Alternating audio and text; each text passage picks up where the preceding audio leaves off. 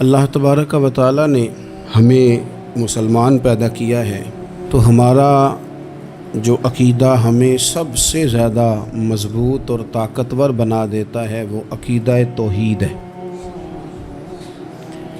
ہمارا یہ عقیدہ ہے کہ ہمارے حق میں ہمارے حال پہ جو بھی فیصلہ فرمائے گا وہ ہمارا رب ہی فرمائے گا۔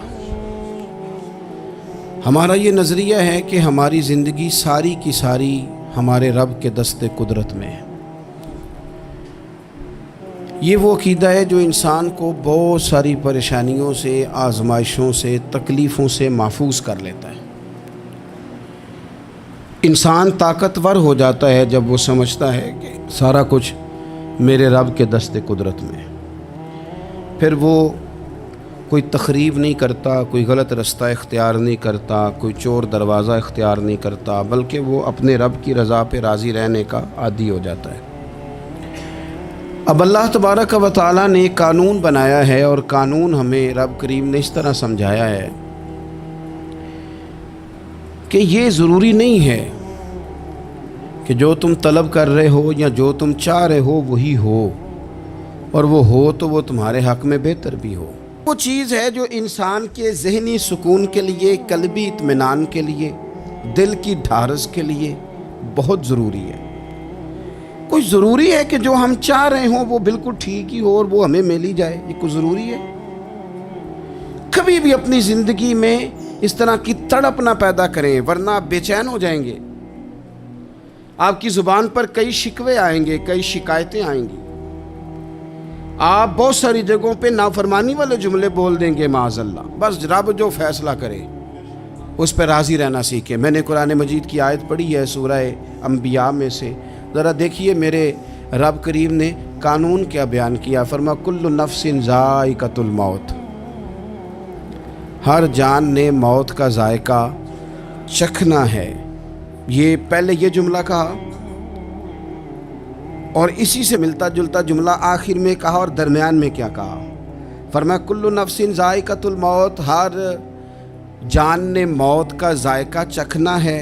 وَنَبْلُوكُمْ بِالشَّرِّ وَالْخَيْرِ فِتْنَةً، فرمایا ہم تمہیں آزمائیں گے، بھلائی کے ذریعے بھی اور برائی کے ذریعے بھی ہم تمہیں آزمائیں گے۔ وَإِلَيْنَا تُرْجَعُونَ، اور تمہیں ہماری طرف ہی لوٹ کے آنا ہے۔ پہلے کہا ہر نفس نے موت کا ذائقہ چکھنا ہے، آخر میں فرمایا کہ تم ہماری طرف ہی لوٹ کے آؤ، اور بیچ میں کیا فرمایا؟ وَنَبْلُوكُمْ بِالشَّرِّ وَالْخَيْرِ فِتْنَةً، ہم تمہیں برائی کے ساتھ بھی آزمائیں گے، بھلائی کے ساتھ بھی آزمائیں گے، صحت دے کے بھی آزمائیں گے، بیماری دے کے بھی آزمائیں گے۔ نرا زوالی آزمائش نہیں ہوتا، عروج بھی آزمائش ہوتا ہے۔ نری بھوک کی آزمائش نہیں ہوتی، زیادہ پیسے بھی آزمائش ہوتے ہیں۔ انسان کے لیے صرف اس کا کمزور جسم ہی آزمائش نہیں ہوتا، اس کا طاقتور وجود بھی آزمائش ہوتا ہے۔ فرمایا ہم تمہیں آزمائیں گے، بس خیال رکھنا کہ وَإِلَيْنَا تُرْجَعُونَ، لوٹ کر تمہیں ہمارے پاس ہی آنا ہے۔ اور میرے نبی پاک صلی اللہ تعالیٰ علیہ وآلہ وسلم ارشاد فرماتے ہیں، رب جب کسی قوم سے محبت کرتا ہے تو انہیں آزمائش میں مبتلا کر دیتا ہے۔ پھر فرمایا اگر وہ اس پر صبر کریں، اللہ کی قضا پہ راضی رہیں، تو پھر اللہ بھی ان سے راضی ہو جاتا ہے، اور اگر وہ ناراضگی کا اظہار کریں کہ یہ مصیبت کیوں آئی تو پھر اللہ بھی ناراض ہو جاتا ہے۔ اللہ تبارک و تعالی ضرور آزمائے گا، خیر کے ساتھ بھی اور پریشانی کے ساتھ بھی۔ انسان پریشان اس وقت ہوتا ہے کہ جب وہ محنت کرتا ہے تو وہ کہتا ہے نتیجہ میری مرضی کا آنا چاہیے۔ یہ اس کا سب سے بڑا نقصان ہے۔ آپ رزلٹ کبھی اپنی مرضی کا نہ مانگیں، یہ دعویٰ ہی ٹھیک نہیں۔ بہت سارے لوگوں کو جانتا ہوں جو کہتے ہیں میں بندہ بھی ٹھیک ہوں بھی دیانتدار، محنت بھی بڑی کرتا ہوں، توجہ بھی میری پوری ہے، پر پھر بھی معاملہ صحیح کیوں نہیں ہوتے؟ تو میں کہتا ہوں پہلی باتیں ساری ٹھیک تھیں، آخری والی غلط ہے۔ اس لیے کہ محنت آپ کریں ساری، پر بندے نے رہنا تو بندہ ہی ہے نا۔ ساری محنت کر کے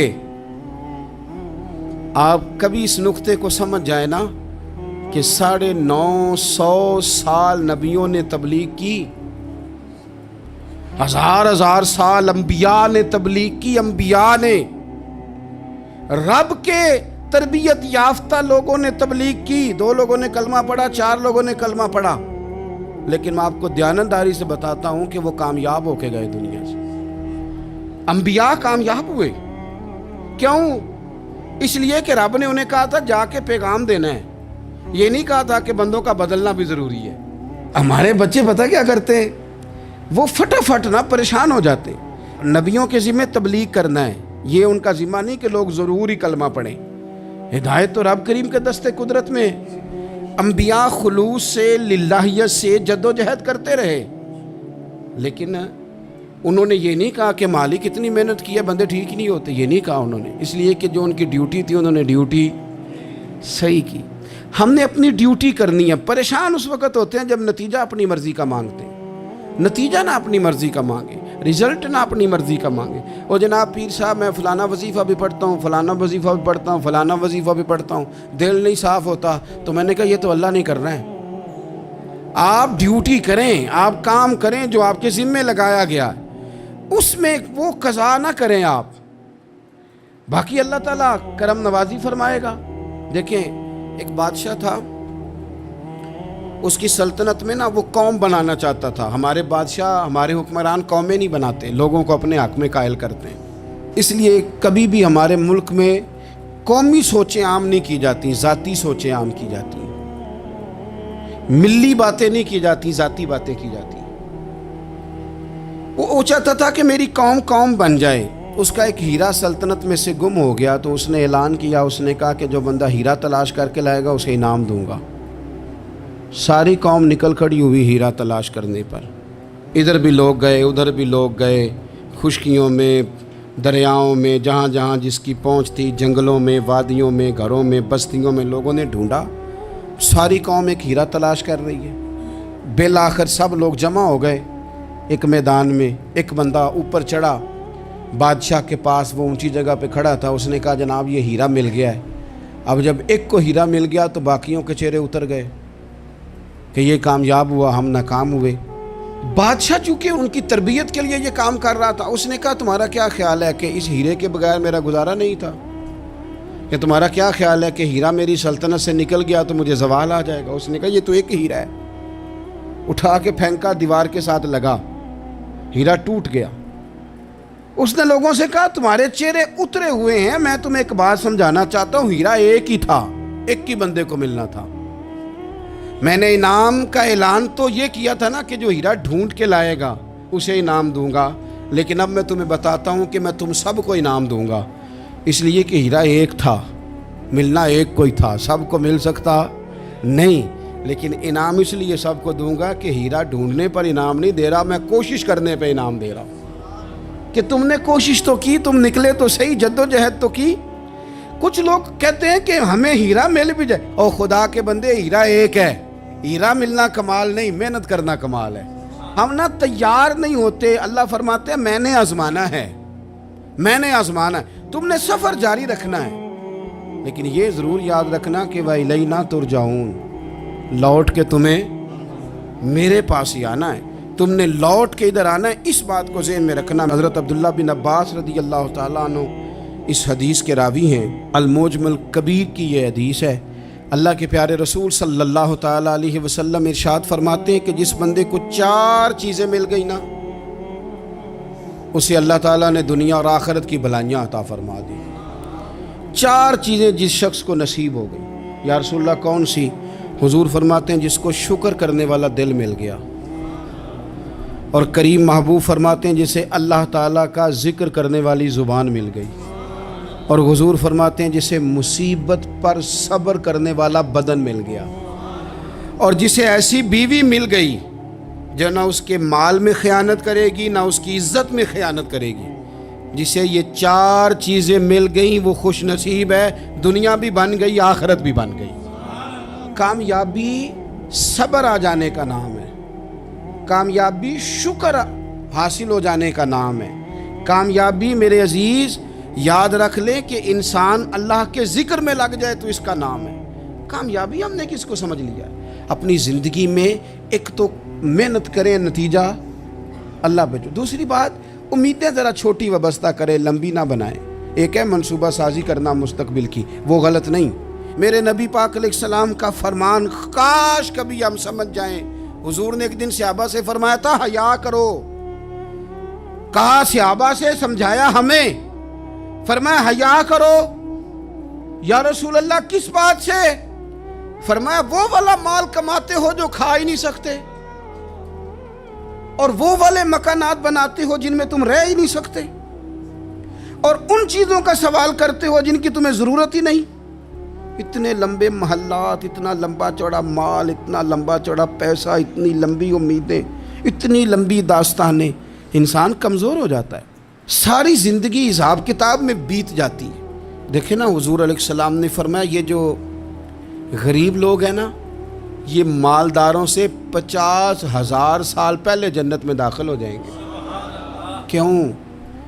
اس لیے کہ جس کے بیگ زیادہ ہوتے ہیں نا، ایئرپورٹ پہ پھنس جاتا ہے، الجھ جاتا ہے، وہ کبھی ایک آیا، دوسرا نہیں آیا، تیسرا نہیں آیا، چوتھا نہیں آیا۔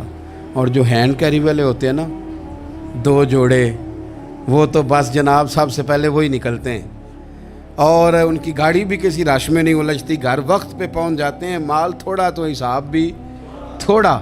تو ہم نا لمبی امیدوں کے چکر میں اس لیے پریشان ہے۔ رب کہتا ہے وَإِلَيْنَا تُرْجَعُونَ، تم نے اپنے گھر واپس آنا ہے، تم نے ادھر لوٹنا ہے، تم اتنے لمبے چوڑے معاملات کا شکار نہ ہو جانا۔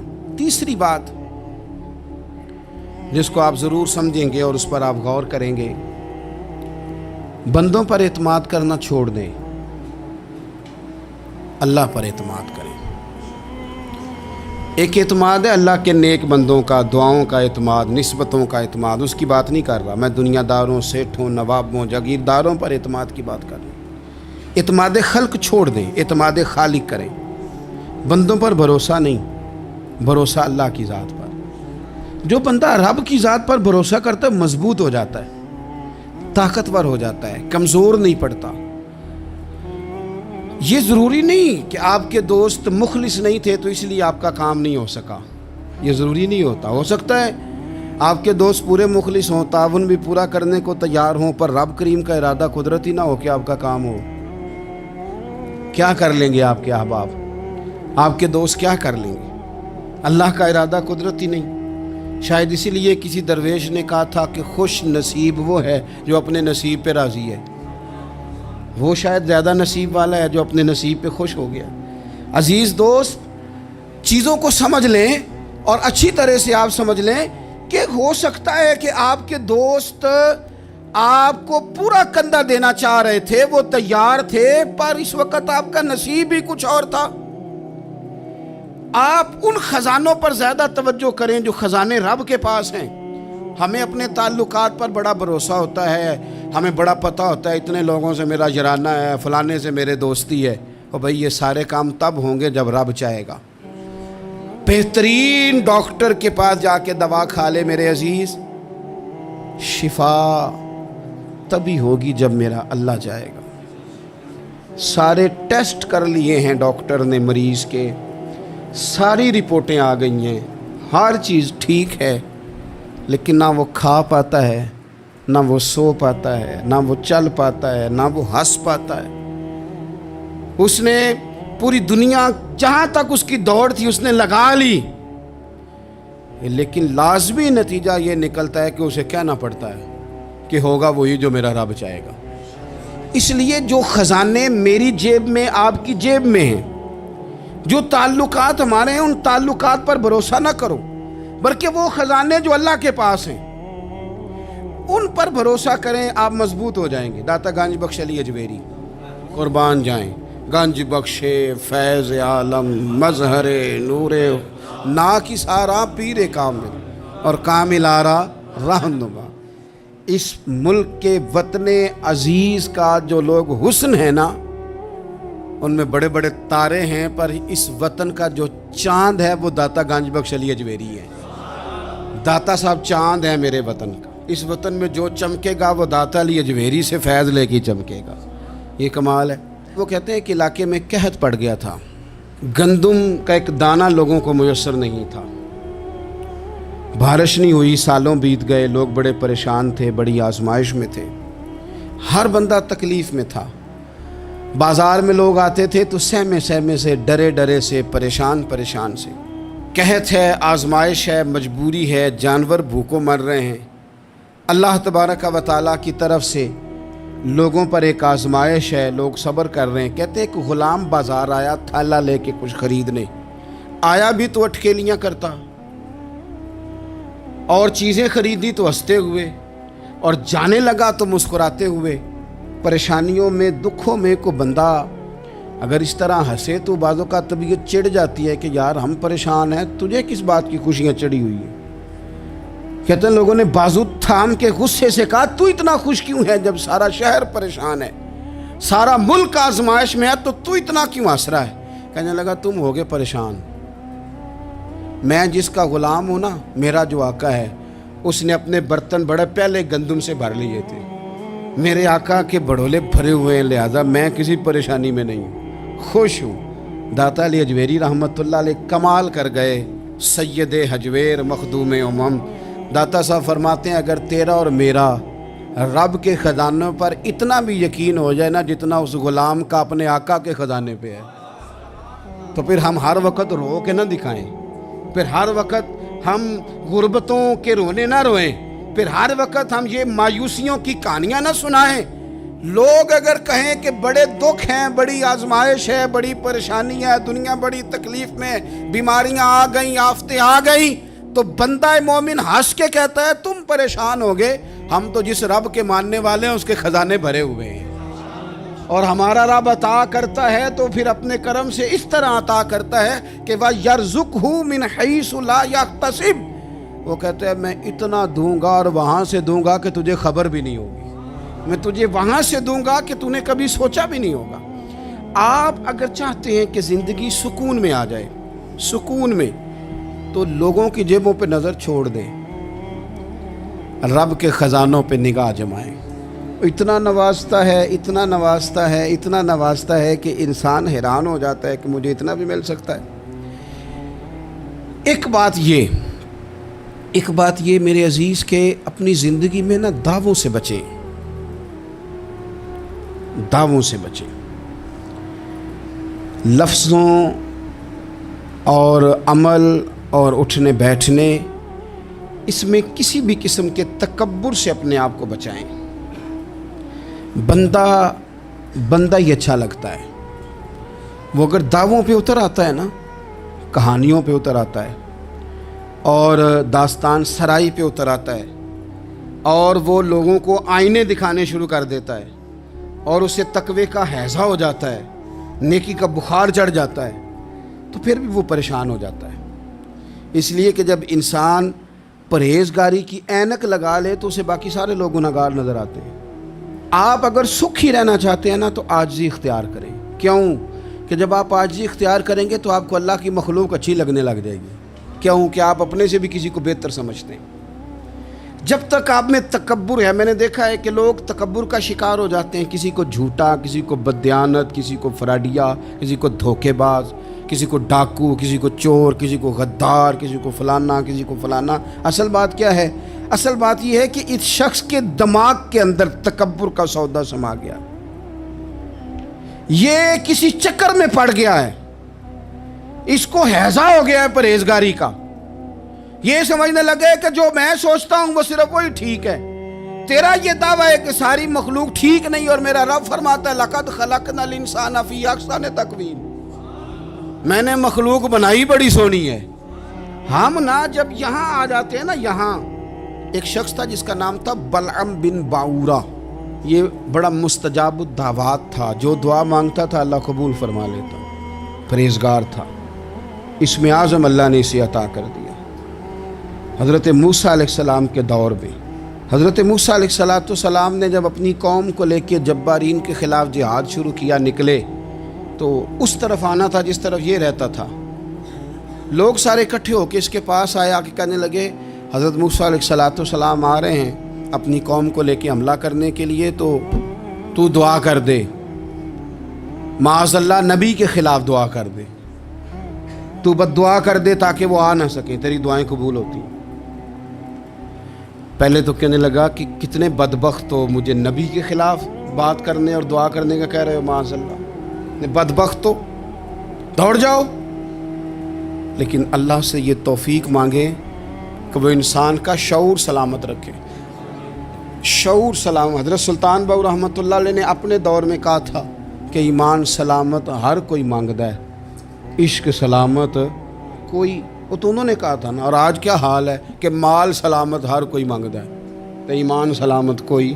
اب کہاں ایمان سے، اب تو مال سلامت مانگتے ہیں الا ماشاء اللہ۔ تو انہوں نے کہا تھا کہ ہمارے دور میں سارے ایمان کی سلامتی مانگتے ہیں اور میں عشق کی مانگتا ہوں۔ اور میں لوگوں کو کیا کہوں، میں تو یہی کہہ سکتا ہوں حضرت سلطان صاحب سے معافی لے کے کہ حضور ہن تے مال سلامت ہر کوئی منگدا ہے، تے ایمان سلامت کوئی۔ اب تو یہ حال ہو گیا۔ او بلم بن باورا غلط فہمی ہو گئی، پہلے تو لوگوں کو اس نے ڈانٹ دیا، لیکن جب لوگ دوبارہ آئے نا تو تحفے طائف لے کے آئے، لالچ میں آ گیا، پاگل ہو گیا، بیوقوف ہو گیا۔ ہرس ہوس یہ کہیں کا نہیں چھوڑتا انسان کو۔ لوگ نیک لوگوں سے بھی دینداری کا رشتہ نہیں بناتے، دنیا داری کا بنا لیتے۔ وہاں سے بھی مال ڈھونڈتے ہیں جہاں آ کے انہیں دنیا بھول جانی چاہیے تھی۔ مال آیا، دولت لے کے آئے لوگ، انہوں نے تحفے طائف دیے، وہ کہنے لگا ٹھیک ہے۔ پہلے ڈانٹ رہا تھا کہ نبی کے خلاف میں بد دعا کروں، اور اب تیار ہو گیا معاذ اللہ۔ گدھے پہ بیٹھ کے یا گدی پہ بیٹھ کے جا رہا ہے کہ پہاڑ پہ چڑھ کے حضرت موسیٰ علیہ السلام اور ان کی قوم کے خلاف معاذ اللہ بد دعا کرتا ہوں۔ تو رستے میں جاتے ہوئے نا گدی نے منہ پھیر کے کہا کہ باز آ جا۔ گدی کہنے لگی تو مجھے آگے بھیجتا ہے اور فرشتے مجھے پیچھے بھیجتے، باز آ جا۔ بڑے لوگ کانوں میں اذانیں پڑھتے ہیں کہ سیانا ہو جا، سیانا ہو جا، لیکن جب کسی پر بدبختی غالب آتی ہے تو پھر وہ سمجھدار ہونے کو تیار نہیں۔ اللہ تعالیٰ اپنی خفیہ تدبیر سے ہمیں محفوظ فرمائے۔ اللہ تعالیٰ ہمارے حق میں جب بھی فیصلہ کرے تو رحمت والا کرے، کرم والا کرے، آسانی والا کرے۔ چڑھ گیا پہاڑ پہ، اور پہاڑ پہ چڑھ کے جب اس نے ہاتھ اٹھائے، وہ لوگ جو بد دعا کرانے والے تھے وہ ساتھ ہی تھے، تو اپنے منہ سے لفظ نکالتا ہے حضرت موسیٰ کے خلاف معاذ اللہ، لیکن وہ لفظ اپنی قوم کے خلاف نکلتے ہیں۔ وہ ان کے خلاف بد دعا کرنے چلا تھا، تو چونکہ ہر چیز اللہ کے دست قدرت میں ہے نا، تو زبان سے نکالتا کچھ ہے، نکلتا کچھ اور ہے۔ پھر وہ وقت بھی آیا کہ زبان لٹک گئی، سینے پہ آ گئی، عذاب آ گیا اللہ کا، تباہ ہو گیا اپنی قوم سمیت۔ اپنی زندگی میں یاد رکھ لیں اچھی طرح، ہرس، ہوس، تکبر، غرور، وہ کسی چیز کا بھی ہو، وہ انسان کو لے ڈوبتا ہے۔ اگر آپ زمین پہ کھڑے رہ کے لوگوں کو دیکھیں گے تو کچھ لوگ اگر آپ کو اپنے برابر نظر آئیں گے نا قد میں، تو کچھ انشاءاللہ بڑے بھی نظر آئیں گے۔ ہم نے لسٹیں بنا لی ہیں کہ کون کون کتنا غلط ہے، ہم نے ہر ایک کے بارے میں 2-4 باتیں یاد کر لی ہیں، فلانا اتنا خراب ہے، فلانا اتنا اور فلانا اتنا۔ اس کا نقصان یہ ہوا ہے کہ اللہ کی خوبصورت مخلوق، خوبصورت رنگوں میں ہم نے حالات خراب کر لیے ہیں۔ اگر ہم چاہتے ہیں کہ ہمارا دل سکون میں آئے، قرار میں آئے، تو زندگی عاجزی والی، انکساری والی، اللہ تبارک و تعالیٰ کی بات۔ میں اکثر کہتا ہوں کہ نبی پاک صلی اللہ تعالیٰ علیہ وآلہ وسلم نے کتنی شانیں بیان کی حضرت عمر فاروق کی، کتنی عظمتیں حضور نے ان کی بیان کی۔ جب ان کا وصال ہونے لگا نا، ان کو زخم لگا، تو لوگ ان کی تعریفیں کرنے لگے۔ اب ان کو بھی پتہ تھا کہ میری عظمت میں حضور نے کیا کچھ بیان کیا ہے۔ لوگ ان کی تعریف کرنے لگے، امیر المومنین آپ کو یہ کمال حاصل ہے۔ تو حضرت عمر فرمانے لگے دعا کرو بس میری نیکی اور بدیاں برابر برابر ہو جائیں، نیکیاں اور بدیاں برابر ہو جائیں، میں کسی درجے کا خواہش مند نہیں، بس یہ چاہتا ہوں کہ یہ عاجزی کا حسن دیکھیں، انکساری کا یہ درجہ دیکھیں۔ فرماتے ہیں بس یار معافی دے دے نا، وہ معاف کر دے، پھر تو بات بن گئی۔ میں جلسوں پہ، اجتماعات پہ جاتا ہوں تو ایک رواج بن گیا ہے، لوگ بڑی بڑی قطاروں میں پھول لے کے کھڑے ہو جاتے ہیں اور گاڑیوں میں پھینکتے ہیں۔ تو میں اپنے سنگیوں سے کہتا ہوں کہ اگر تو قیامت میں بھی ایک پھول مل گیا نا، تو پھر تو یہ سارے استقبال کام آ گئے، اور اگر وہاں کھڑا کر لیا گیا نا، صحیح حدیث میں حضور نے فرمایا ہے کہ کچھ سوالوں کے لیے بندے کو محشر کے میدان میں کھڑا کر لیا جائے گا۔ ان سوالوں میں سے ایک سوال یہ بھی ہوگا کہ بتا اپنے علم پر عمل کتنا کیا تھا۔ تو میں نے کہا اگر تو روک لیے گئے تو پھر ان پھولوں کا کیا بنے گا، پھر تو آزمائش میں آ جائیں گے۔ اللہم استرنا بسترک الجمیل استغفر اللہ ربی من کل ذنب واتوب الیہ۔ اے اللہ